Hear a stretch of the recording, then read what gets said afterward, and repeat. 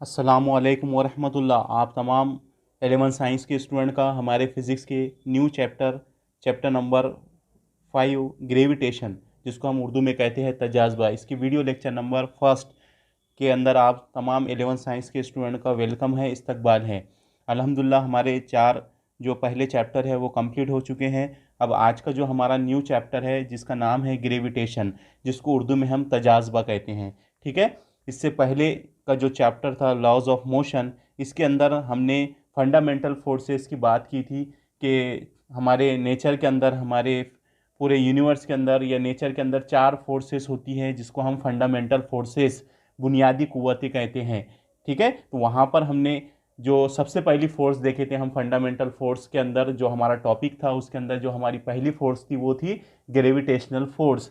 ठीक है। और दूसरी जो थी वो थी हमारी इलेक्ट्रोमैग्नेटिक फोर्स, तीसरी weak nuclear force, strong nuclear force, और चौथी हमने देखे थे वीक न्यूक्लियर फोर्स। ऐसी हमने 4 कुव्वतों के बारे में इंट्रोडक्शन, 4 कुव्वतों के बारे में मुताल्ला किया था। हमारा एक छोटा सा टॉपिक था जिसके अंदर हमको फोर्स के बारे, फोर्स की जो टाइप्स होती है, फंडामेंटल जो फोर्स होती हैं उसके बारे में हमने पिछले वीडियो लेक्चर के अंदर डिस्कस किया था। ठीक है। तो आज का हमने आपको कहा था क्लास के अंदर कि जो ग्रेविटेशन का जब बात की थी हमने, या ग्रेविटेशन फोर्स के बारे में जब हमने डिस्कस किया था, तो हमने आपको बताए थे कि अगला जो चैप्टर है, चैप्टर नंबर 5, वो ग्रेविटेशन पर ही है, तजाज़बे पर ही है। ठीक है। तो आज हम जो चैप्टर शुरू करने जा रहे हैं ग्रेविटेशन, इसके अंदर हम डिटेल में तजाज़बे के बारे में स्टडी करेंगे। ठीक है। ग्रेविटेशनल फोर्स, ग्रेविटी के बारे में हम यहाँ पर इस चैप्टर के अंदर डिटेल में डिस्कस करेंगे। आपको एक बात मैं बता दूं कि 12 के अंदर पहले ये चैप्टर था हमारा। ठीक है। लेकिन अभी जो न्यू सिलेबस आया है 12 का, उसके अंदर ग्रेविटेशनल को निकाल दिया गया है। यानी जो 12 का पार्ट था ग्रेविटेशनल का, वो पूरा का पूरा पार्ट इस चैप्टर में डाल दिया गया है। ठीक है। तो ये जो टॉपिक है ग्रेविटेशन, इसको स्टार्ट करने से पहले मैं एक बात आपको ये भी बताना चाहता हूँ कि जो आपने 10 क्लास के अंदर फिजिक्स का साइंस फर्स्ट का जो पेपर पढ़ा है, साइंस फर्स्ट में आपका पहला ही चैप्टर क्या था? ग्रेविटेशनल अट्रैक्शन था। ठीक है। तो वहाँ पर भी आपने ग्रेविटेशन के बारे में पढ़े। इससे पहले का जो चैप्टर था, अल्हम्दुलिल्लाह क्लास के अंदर हमने 2 लेक्चर हमारे ग्रेविटेशनल फोर्स के ऊपर हमारे हो चुके थे, जबकि वहाँ पर हमने सिर्फ उसका इंट्रोडक्शन देखा था। तो यहाँ पर हम ज़्यादा उस पर डिस्कस नहीं ना करते हुए, फिर भी हम इसको स्टार्ट करने से पहले थोड़ा सा रिकॉल कर लेते हैं कि हमको अगर ग्रेविटेशन को समझना है तो हमको हमारा जो बेसिक नॉलेज होना चाहिए, जो प्रीवियस बेसिक नॉलेज है, उसको आपको यहाँ पर क्या याद करना पड़ेगा, उसको आपको यहाँ पर लेकर आना पड़ेगा। तो जो सबसे पहला जो कंसेप्ट आता है हमारा ग्रेविटेशन के अंदर, उसको हम शुरू करने से पहले यहाँ पर हम आपको कुछ क्वेश्चन हम यहाँ देखते हैं, कुछ फिजिकल क्वांटिटी हम यहाँ देखते हैं जो हमको आगे बहुत हेल्पफुल होने वाली है इस चैप्टर के अंदर। तो सबसे पहले जो आप प्रीवियस क्लासेस के अंदर या प्रीवियस लेक्चर के अंदर जो हम पढ़ चुके हैं उसकी हम यहाँ पर बात करेंगे। फिर इसको ही हम बेस बनाकर क्या करेंगे, ग्रेविटेशनल जो हमारा चैप्टर है, चैप्टर नंबर 5, उसको हम इंशाल्लाह स्टार्ट करेंगे। ठीक है। यहाँ पर देखिए, सबसे पहले हम बात करते हैं फोर्स की। ठीक है। जिसको सभी को पता है कि फोर्स जो होती है उसको हम उर्दू में कुव्वत कहते हैं। तो कुव्वत क्या होती है? तो हमने इससे पहले का जो चैप्टर है उसके अंदर मैंने आपको बताया था कि हमने पूरा जो लॉज ऑफ मोशन है, तो डायरेक्ट उसमें क्या है, पूरा आपको कुव्वत का ही मुताला करना था, कुव्वत के बारे में ही क्या था उसके अंदर पूरा एक्सप्लेनेशन था। तो कुव्वत आपको पता है। अगर मैं पूछूँ आपको फोर्स क्या होती है, तो आप बिल्कुल बता सकते हैं कि जो फोर्स होती है उसकी वजह से जब किसी ऑब्जेक्ट पर, किसी शय के ऊपर जब फोर्स लगती है तो उसकी वेलोसिटी में, यानी बॉडी जो होती है, जो ऑब्जेक्ट होता है, जब उस पर फोर्स अमल करती है तो वो अपनी पोजीशन को, ठीक है, अपनी शक्ल को भी क्या कर लेता है, कभी कभी शक्ल को भी ज़्यादा फोर्स लग गई तो शक्ल भी क्या हो जाती है, ऑब्जेक्ट की चेंज हो जाती है। उसको हम क्या कहते हैं? फोर्स कहते हैं जनरली। ठीक है। हमने फोर्स की डिफिनेशन भी बहुत सारी देखे थे, लेकिन यहाँ पर हम जनरली यहाँ पर कुछ टॉपिक ले रहे हैं, पॉइंट ले रहे हैं, इसलिए हम फर्दर इसको फटाफट इजी लैंग्वेज में समझने की कोशिश करते हैं। ठीक है। तो फोर्स जो होती है, जब भी किसी ऑब्जेक्ट के ऊपर, किसी शय के ऊपर फोर्स लगती है तो उस ऑब्जेक्ट के अंदर क्या होता है, उसका पोजीशन चेंज होता है। ठीक है। उसके अंदर हमको वेलोसिटी देखने को मिलती है, और उसके बाद में वहाँ पर जब वेलोसिटी चेंज होती है ऑब्जेक्ट की, तो हमको एक्सेलरेशन भी देखने को मिलता है। ऐसा ये फोर्स होती है। ठीक है। अब ये जो फोर्स होती है, तो ये एक वेक्टर क्वांटिटी होती है, ये भी हमको पता है। ये एक क्या होती है, वेक्टर क्वांटिटी होती है, जो मैग्नीट्यूड और डायरेक्शन पर क्या होती है, मुनस्सिर होती है। यानी इसको एक्सप्लेन करने के लिए या इसकी वजाहत करने के लिए हमको मैग्नीट्यूड की भी ज़रूरत पड़ती है और साथ ही साथ इसकी डायरेक्शन की भी, सिमत की भी हमको ज़रूरत पड़ती है। तो जब हम फोर्स की बात करते हैं तो हमारे सामने आ जाता है कि हमारे नेचर के अंदर, हमारे यूनिवर्स के अंदर हमको 4 फंडामेंटल फोर्सेस मिलती है। कितनी फंडामेंटल फोर्सेस होती है हमारे पास में? 4। जिसमें पहली होती है हमारी ग्रेविटेशनल फोर्स, दूसरी होती है हमारे पास में इलेक्ट्रोमैग्नेटिक फोर्स, तीसरी होती है हमारे पास में स्ट्रॉन्ग न्यूक्लियर फोर्स और चौथी हमारे पास में होती है वीक न्यूक्लियर फोर्स। इसके बारे में हमने पिछले चैप्टर में मुताल्ला किया। ठीक है, अब जब हम फोर्स लगाते हैं किसी ऑब्जेक्ट के ऊपर, फॉर एग्जांपल ये ऑब्जेक्ट है, जब इसके ऊपर हम फोर्स लगाते हैं तो इसके अंदर हमको कुछ फिजिकल क्वांटिटी मिलती है, कुछ वेरिएबल फिजिकल क्वांटिटी मिलती है जो हमको वहाँ पर देखने को मिलती है जब किसी ऑब्जेक्ट पर फोर्स लगती है। तो सबसे पहले हमको देखने को मिलता है डिस्प्लेसमेंट, है क्या नहीं? क्या देखने को मिलता है? डिस्प्लेसमेंट। ठीक है, दूसरा हमको जब डिस्प्लेसमेंट मिलता है तो वहाँ पर हमको ऑब्जेक्ट की वेलोसिटी भी देखने को मिलती है। ठीक है, ऑब्जेक्ट की वेलोसिटी भी देखने को मिलती है। फिर जब वेलोसिटी हमको मिलती है तो उसके बाद हम एक्सेलरेशन देखते हैं। एक्सेलरेशन, ऑब्जेक्ट में हमको एक्सेलरेशन दिखता है। मोमेंटम भी हमने पिछले इसमें डिस्कस किया, मोमेंटम भी हमको दिखाई देता है। ठीक है, तो उसके बाद में अगर दायरवी हरकत करता है कोई ऑब्जेक्ट, ठीक है, तो वहाँ पर हमको सेंट्रीपिटल फोर्स, सेंट्रीपिटल फोर्स भी क्या होती है, दिखाई देती है। तो यहाँ पर जो हमने वेरिएबल लिखे, जो जब किसी ऑब्जेक्ट मोशन में होता है या उस पर जब फोर्स अमल करती है और वो मोशन में आता है, वो हरकत करता है, तब हमको ये सारी फिजिकल क्वांटिटी वहाँ पर दिखाई देती हैं। तो डिस्प्लेसमेंट सबसे पहले, ये भी हमारा पिछले इसमें हो चुका डिस्प्लेसमेंट, जिसमें क्या होता है इनिशियल फाइनल पोजीशन ऑब्जेक्ट की, या जिसमें कि फाइनल पोजीशन और इनिशियल पोजीशन के दरमियान का जो फ़र्क होता है उसको हम क्या कहते हैं? डिस्प्लेसमेंट कहते हैं। या हम ये भी कहते हैं कि जिस्म के ज़रिए तय करदा हकीकी फासला हमारा क्या कहलाता है? डिस्प्लेसमेंट कहलाता है। डिस्प्लेसमेंट एक वेक्टर क्वांटिटी होती है जो मैग्नीट्यूड और डायरेक्शन पर क्या होती है? मुनस्सिर होती है। ये इसकी डिफिनेशन आपको पता है, इसका भी आगे हमको काम पड़ने वाला है। ठीक है, ठीक है। तो rate of change of displacement is called as velocity. के अगर वक्त की तब्दीली के साथ में अगर ऑब्जेक्ट के अंदर डिस्प्लेसमेंट होता है, उसका डिस्प्लेसमेंट चेंज होता है, तो उसको हम क्या कहते हैं? वेलोसिटी कहते हैं, रफ्तार कहते हैं। वक्त के साथ हटाव में तब्दीली की शरह को हम रफ्तार कहते हैं। ठीक है, रफ्तार भी क्या होती है? एक वेक्टर क्वांटिटी होती है जो सिमत और मैग्नीट्यूड पर यानी कद्र पर क्या होती है? मुनस्सिर होती है। फिर हमको जब वेलोसिटी मिलती है ऑब्जेक्ट की, अगर वेलोसिटी में चेंज होता है, rate of change of velocity, तो उसको हम क्या कहते हैं? उसको हम एक्सेलरेशन कहते हैं, इसरा कहते हैं। ठीक है, तो ये भी एक वेक्टर क्वांटिटी होती है एक्सेलरेशन। इस पर भी हमने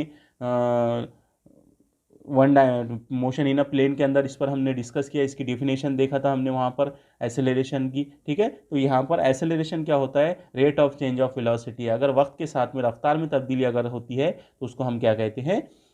एक्सेलरेशन कहते हैं। तो ऑब्जेक्ट का एक्सेलरेशन भी वहाँ पर होता है, वेलोसिटी भी हमको देखने को मिलती है, डिस्प्लेसमेंट भी हमको वहाँ पर देखने को मिलता है और साथ ही साथ मोमेंटम भी हमको देखने को मिलता है। अगर ऑब्जेक्ट 1 डायमेंशनल मोशन में हो, 2 डायमेंशनल मोशन अगर अंजाम दे रहा हो और वो लीनियर हो, ठीक है, सर्कुलर ना हो, रोटेशनल ना हो, तो उसके अंदर हमको लीनियर मोमेंटम देखने को मिलता है। ख़ती मेयार हरकत, तो ख़ती मेयार हरकत की भी तारीफ हमको पता है कि ऑब्जेक्ट का मास, ठीक है, ऑब्जेक्ट का मास और वेलोसिटी, ऑब्जेक्ट का मास और वेलोसिटी का जो हासिल ज़रब होता है उसको हम क्या कहते हैं? मोमेंटम कहते हैं। मोमेंटम भी जो होता है एक वेक्टर क्वांटिटी होती है। अगर किसी ऑब्जेक्ट के पास मास है और वो वी वेलोसिटी से मूव कर रहा है तो जाहिर सी बात है वहाँ पर उसका मोमेंटम क्या रहेगा?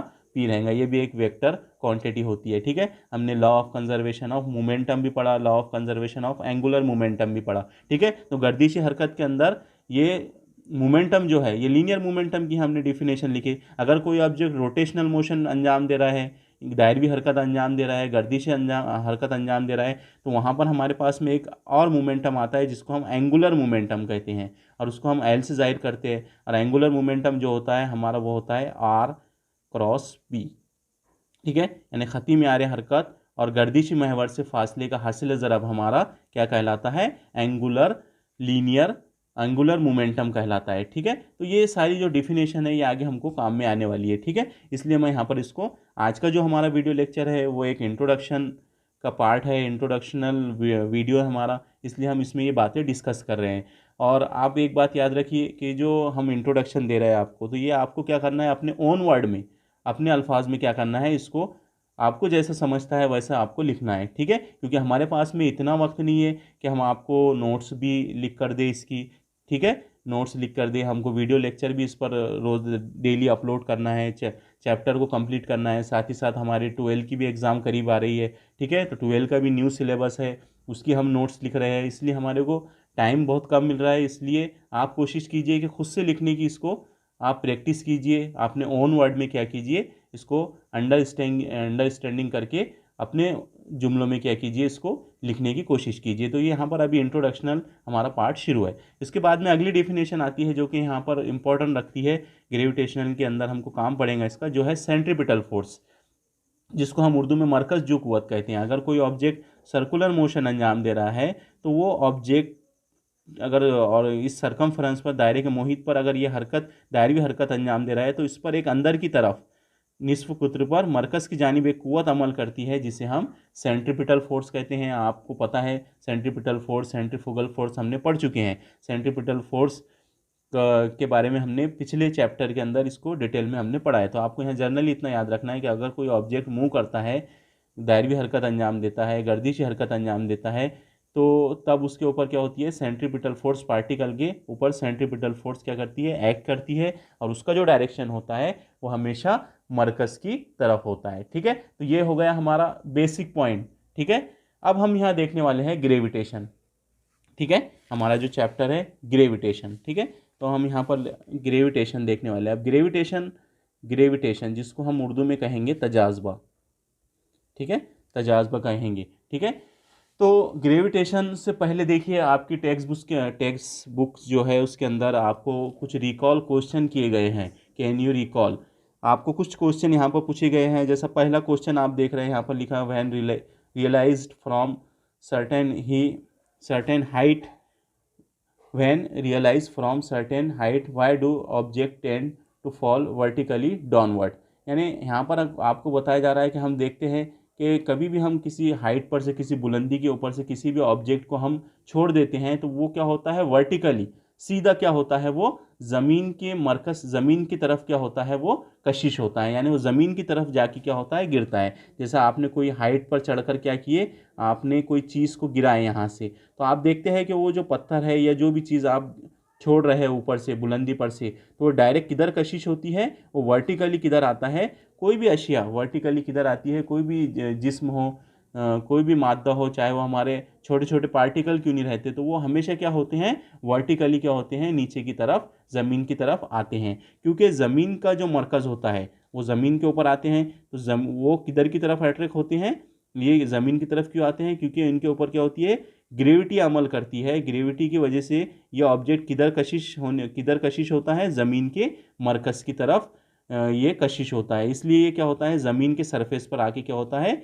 गिर जाता है। तो ऐसी बहुत सारी कभी भी हम देखते हैं हमारी रोज़मर्रा की ज़िंदगी में कि हम आगे देखेंगे, बारे हमको यहाँ पर कुछ पॉइंट है हमारे आगे, उस पर हम डिस्कस करेंगे कि कोई भी अशिया जो होती है, जो हम जिसको ऊपर से छोड़ते हैं या उसको गिराते हैं, तो वो हमेशा किधर अट्रैक्ट होती है, वो ज़मीन की तरफ ही अट्रैक्ट होती है। क्योंकि ज़मीन क्या करती है, उसके ऊपर ग्रेविटेशनल फोर्स लगाती है, अपने मरकज़, उसके मरकज़ की तरफ वो उसको क्या करती है, खींचने की, कोई भी शय को क्या करती है, कोशिश करती है, ठीक है। तो ये पहला क्वेश्चन का आंसर ये हो गया कि हमने रियलाइज़ किया है, हमने ऐसा देखा है कि कोई भी ऑब्जेक्ट को जब हाइट से, बुलंदी से गिराया जाता है तो वर्टिकली डाउनवर्ड क्यों होता है। तो हमने यहाँ पर अभी एक्सप्लेन कर दी कि ज़मीन क्या करती है, अपने मरकज़ की तरफ क्या करती है, उसको ग्रेविटी की वजह से एक कुव्वत लगाती है, जिसकी वजह से वो ऑब्जेक्ट किधर आता है, हमेशा ज़मीन की तरफ क्या होता है, वो कशिश होता है। ये हो गया पहले क्वेश्चन का आंसर।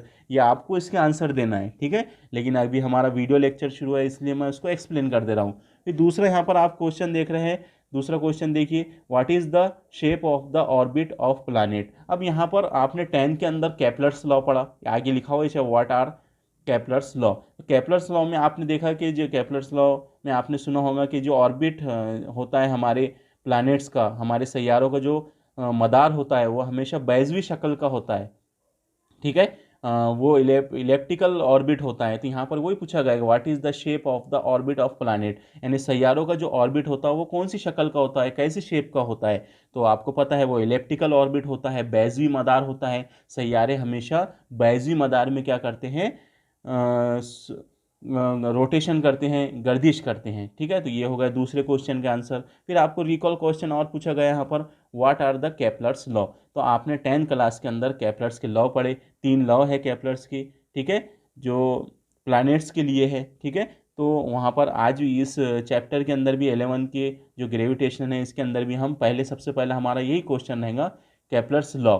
ठीक है, यानी हमको केपलर्स के तीनों कानून बयान करना है और उनकी साथ ही साथ वजाहत भी करना है। तो हम आगे इस पर केपलर्स लॉ पर डिस्कस करेंगे। ठीक है, अब कुछ पॉइंट है यहाँ पर आपका इंट्रोडक्शन जो पार्ट है इसको मैंने थोड़ा सा यहाँ पर जो इंट्रोडक्शनल पार्ट है इससे कुछ इसके अंदर आपको कुछ बताया गया है। ठीक है, तो मैं 1 बाय 1 आपको यहाँ पर जो इसके अंदर बताया गया है इंट्रोडक्शन, ये पूरा जो पार्ट देख रहे हैं आप यहाँ से लेकर ये पूरा जो पहला पेज है ये केपलर्स लॉ से पहले का जो पूरा जो यहाँ पर पैराग्राफ दिया हुआ है उसका हमने शॉर्ट के अंदर उसके कुछ पॉइंट निकाले हैं, उस पर हम इंशाल्लाह अभी डिस्कस करेंगे। ठीक है, तो यहाँ पर पहला जो पॉइंट है इंट्रोडक्शन के अंदर वहाँ लिखा हुआ है कि all material object have natural tendency to get attracted toward the earth. अभी हमने बात की है कि जितने भी मटेरियल है जिनका मास है, चाहे वो प्लास्टिक हो, पत्थर हो, रबर हो, ठीक है, या हमारे मेटल की कोई चीज़ें हो, कोई भी शय हो, कोई भी मटेरियल ऑब्जेक्ट हो, उसकी नेचर, उसकी फितरत ये होती है ज़मीन के ऊपर हम देखते हैं कि वो ज़मीन की तरफ क्या होता है, अट्रैक्ट होता है। आप हर चीज़ को देखिए, आपके घर के अंदर जितनी भी चीज़ें हैं, चाहे वो प्लास्टिक की हो, चाहे वो लोहे की हो, वो कोई भी मटेरियल की कोई भी धात से बनी हो, तो वो हमेशा उसका क्या टेंडेंसी होती है, उसकी फितरत क्या होती है, वो हमेशा ज़मीन की तरफ ही अट्रैक्ट होती है। आप उसको कितने भी बार ऊपर की तरफ फेंको तो वो हमेशा किधर आती है, हमेशा वो ज़मीन की तरफ ही अट्रैक्ट होती है। ऐसा क्यों होता है? क्योंकि आपको अभी पता है कि ज़मीन क्या करती है, उस पर ग्रेविटेशनल फोर्स लगाती है। ग्रेविटी के सबब अपने ज़मीन क्या करती है, अपने मरकज़ की तरफ वो तमाम ऑब्जेक्ट को खींचने की, कशिश करने की कोशिश करती है। ठीक है, तो ये एक पहली बात इंट्रोडक्शन में बताई गई। तो उसके बाद में यहाँ बताया गया दूसरा पॉइंट इंट्रोडक्शन में कि in many natural phenomena like coconut fall from the trees. कुछ एग्जांपल दी गई कि जैसे मैंने अभी चीज़ों की बात करा, तो जैसे हम डेली लाइफ के अंदर हम देखते हैं कि जो कोकोनट का ट्रीज होता है, जो दरख्त होता है, उस पर जो कोकोनट लगे होते हैं वो किधर फॉल होते हैं, वो हमेशा जब गिरते हैं टूट कर, वहाँ से टूट जाते हैं, तो हमेशा ज़मीन की तरफ क्या होते हैं, आते हैं। ठीक है, कुदरती तौर पर हम देखते हैं कि जब भी कोई फल टूट जाता है, पक जाता है, तो किधर आके गिरता है, वो ज़मीन की तरफ आकर गिर जाता है। वर्टिकली वो सीधे क्या होता है, ज़मीन की तरफ फॉल होता है, गिरता है। इसी तरह से रेन ड्रॉप देखते हैं हम बारिश के दिनों में, जब बारिश होती है तो बारिश के जो कतरे होते हैं वो भी किधर आते हैं, ग्रेविटी की वजह से वो ज़मीन की तरफ क्या होते हैं, कशिश होते हैं, ज़मीन पर वर्टिकली क्या होते हैं, फॉल होते हैं। ठीक है, तो ऐसी बहुत सारी एग्जाम्पल आप देख सकते हैं। ठीक है, उसके बाद में और इंट्रोडक्शन के अंदर आपको ये बताया गया कि all bodies attracted toward the earth with constant acceleration.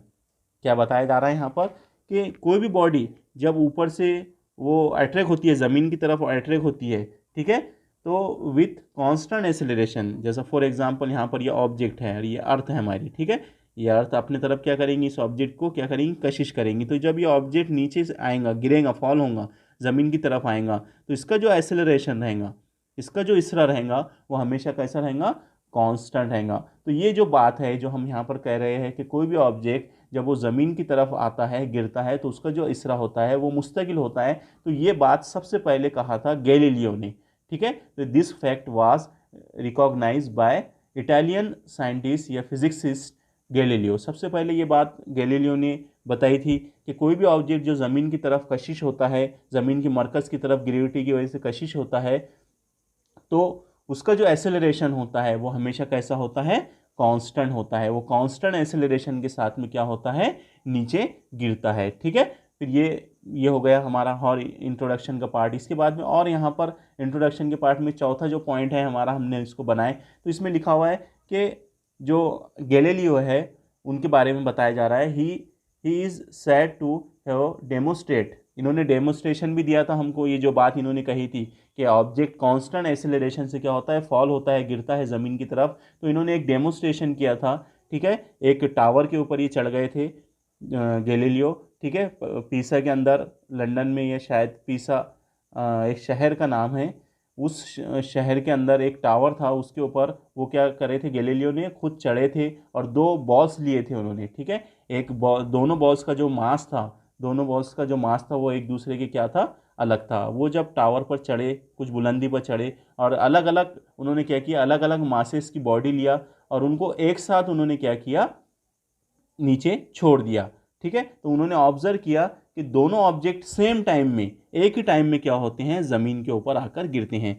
For example यहाँ पर देखिए, एक गेंद है, इसका मास ज़्यादा है, और दूसरी गेंद है, इसका मास कम है। तो उन्होंने क्या किया, पीसा के अंदर जो एक बड़ा टावर था उसके ऊपर बुलंदी पर चढ़ गया और वहाँ से क्या किया, उन्होंने दोनों ऑब्जेक्ट को एट ए टाइम क्या किया, छोड़ दिया। तो उन्होंने ऑब्जर्व किया कि दोनों ऑब्जेक्ट सेम टाइम में, एक का मास ज़्यादा है, एक का मास कम है, दोनों ऑब्जेक्ट क्या होते हैं, सेम टाइम के अंदर क्या होते हैं, ज़मीन के सरफेस पर क्या होते हैं, आते हैं। तो यहाँ से उन्होंने ये बात कही थी कि जो भी ऑब्जेक्ट ज़मीन की तरफ फॉल होता है, गिरता है, उसका एक्सेलरेशन हमेशा क्या होता है, वो कांस्टेंट होता है, ठीक है। अब हम बात करते हैं, ये तो हमने जर्नल डिस्कशन कर लिया यहाँ पर, ठीक है, कि ऐसा होता है, ऐसा होता है, ज़मीन की तरफ फॉल होती है, हर चीज़ ज़मीन की तरफ आती है, चाहे वो छोटा सा मॉलिक्यूल्स क्यों ना हो, छोटा सा पार्टिकल क्यों ना हो। तो ये हमने यहाँ पर 4 पॉइंट के अंदर वही डिस्कस किया कि सब के सब क्या हो रहे हैं, ज़मीन की तरफ फॉल हो रहे हैं, गिर रहे हैं, और ज़मीन का मरकज़ जो है, या ज़मीन जो है वो अपने तरफ वो हर मटेरियल को क्या कर रही है, कशिश कर रही है। ये हो गई। अब हम बात करेंगे ग्रेविटेशनल फोर्स की, ठीक है। अब हम बात करेंगे ग्रेविटेशनल फोर्स की। तो यहाँ पर कुछ ग्रेविटेशनल फोर्स के बारे में हम डिस्कस कर लेते हैं। वैसा तो हमारा जो इससे पहले का चैप्टर है उसके अंदर हमको ग्रेविटेशन का इंट्रोडक्शन दिया हुआ है। अब यहाँ पर हम चलिए इसको स्टार्ट करते हैं ग्रेविटेशनल फोर्स को। तो जो यहाँ पर हमारे पास पहला पॉइंट है, इंट्रोडक्शन का ही पार्ट है ये भी हमारा, ठीक है। तो यहाँ लिखा हुआ है कि every massive object in the universe experience gravitational force. सही है। मास, जो भी ऑब्जेक्ट, मैसिव से मिला था यहाँ पर, जो भी ऑब्जेक्ट है, जो भी जिसका मास है, जो भी जिस कोई भी ऑब्जेक्ट जो है, जाहिर सी बात है मादा है, तो जाहिर सी बात है उसका मास हो गई। तो जो भी ऑब्जेक्ट जिसके पास मास है, जिसके पास कमियत है, वो पूरी यूनिवर्स में देख लीजिए आप, जिसके भी पास मास है और वो यूनिवर्स में कहीं पर भी मौजूद हो, तो वो क्या एक्सपीरियंस करेगा, वो ग्रेविटेशनल फोर्स एक्सपीरियंस करेगा।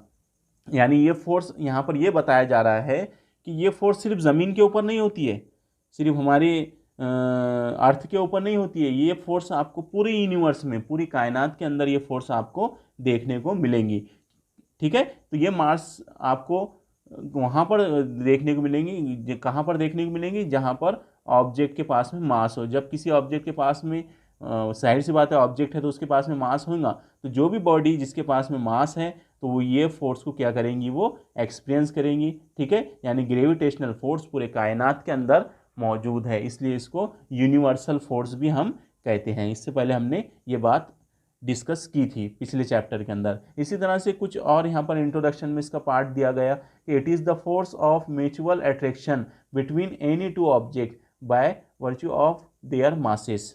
क्या बताया जा रहा है यहाँ पर कि दो ऑब्जेक्ट है, पहले का मास m1 है, दूसरे का मास m2 है, यानी इनके मासेस है। तो अभी बताया गया है कि ये जो फोर्स क्रिएट होती है, ये फोर्स पैदा होती है, ये जिस्मों की कमियतों की वजह से पैदा होती है, ठीक है। तो यहाँ पर क्या होता है कि दो ऑब्जेक्ट है जिनके दोनों के मास है, इसका भी मास है, इसका भी मास है, तो ये एक दूसरे को क्या करते हैं, एक दूसरे को ये क्या करते हैं, कशिश करते हैं। तो ये बताया जा रहा कि it is the force of mutual attraction, यानी ये इसको अट्रैक्ट करता है, ये इसको अट्रैक्ट करता है, any two object by virtue of their masses, यानी इनकी कमियतों की वजह से इनके दरमियान में क्या होती है, फोर्स ऑफ अट्रैक्शन यानी ग्रेविटेशनल फोर्स क्या होती है, यहाँ पर पैदा होती है। ऐसा यहाँ पर बताया जा रहा है। फिर उसके बाद में आगे बताया जा रहा है कि it is an always an attractive force with infinite range. ये भी हमने पिछले टॉपिक में, पिछले चैप्टर में पढ़ चुके कि जो फोर्स होती है ये हमेशा अट्रैक्टिव नेचर की होती है, हमेशा इनकी ये अट्रैक्टिव नेचर क्या करती है, कुव्वत कशिश को ही जाहिर करती है, ठीक है। और ये इसकी जो रेंज होती है वो इनफाइनाइट होती है, लामहदूद फासले तक क्या होती है, ये कुव्वत हमको दिखाई देती है। फॉर एग्जांपल ज़मीन और सूरज कितने दूर है एक दूसरे से, सूरज कहाँ है, ज़मीन कहाँ है, फिर भी इनके दरमियान में ग्रेविटेशनल फोर्स है। ज़मीन और चांद के दरमियान में हम ग्रेविटेशनल फोर्स देखते हैं। पूरी यूनिवर्स के अंदर जो प्लैनेट्स हैं उनके दरमियान में एक दूसरे से वो कितने दूर है, फिर भी उनके दरमियान में क्या होती है, ग्रेविटेशनल फोर्स मौजूद होती है। यानी इसकी जो रेंज होती है ग्रेविटेशनल फोर्स की वो बहुत वसी होती है, बहुत बड़ी इसकी रेंज होती है, इनफाइनाइट इसकी रेंज होती है। और ये हमेशा ये फोर्स जो होती है ये अट्रैक्टिव नेचर की होती है। फिर और आगे आपको यहाँ पर बताया जा रहा है कि it is much weaker then other fundamental forces. यानी जो हमने 4 फंडामेंटल फोर्सेस बताए जिसमें से एक तो खुद ग्रेविटेशनल फोर्स है, तो अगर 3 ग्रेविटेशनल फोर्स कौन सी हमारे पास में, न्यूक्लियर स्ट्रांग फोर्स है, न्यूक्लियर स्ट्रांग फोर्स है, उसके बाद में वीक न्यूक्लियर फोर्स है, उसके बाद में हमारे पास में इलेक्ट्रोमैग्नेटिक फोर्स है।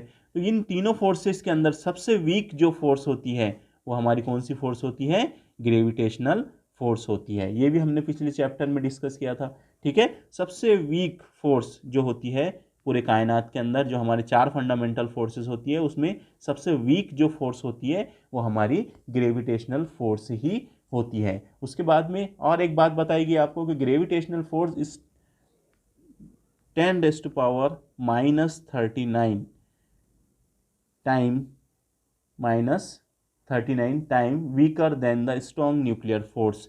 यानी ये जो फोर्स होती है ग्रेविटेशनल फोर्स, ये स्ट्रॉन्ग न्यूक्लियर फोर्स से 10⁻39 टाइम क्या होती है, वीक होती है।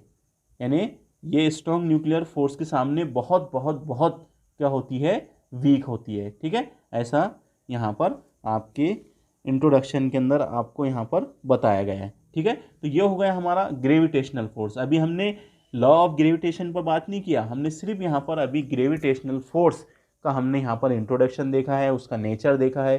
ठीक है, इससे पहले भी हमारा क्लास के अंदर ये चैप्टर इस टॉपिक पर हमारा डिस्कस हो चुका है। तो मैंने यहाँ पर आपका पूरा जो यहाँ पर जो पॉइंट है मैंने पूरे यहाँ पर आपके सामने कवर किया हूँ इंट्रोडक्शन की। अब आपको जैसा ये समझ में आता है आप इंट्रोडक्शन लिखिए। ठीक है, ये आज का जो वीडियो था ये पूरा इंट्रोडक्शनल वीडियो था। ठीक है, अब हमारा यहाँ से अब पहला टॉपिक शुरू होता है जिसे हम कहते हैं केपलर्स लॉ। ठीक है, केपलर्स की जो तीनों लॉ है वो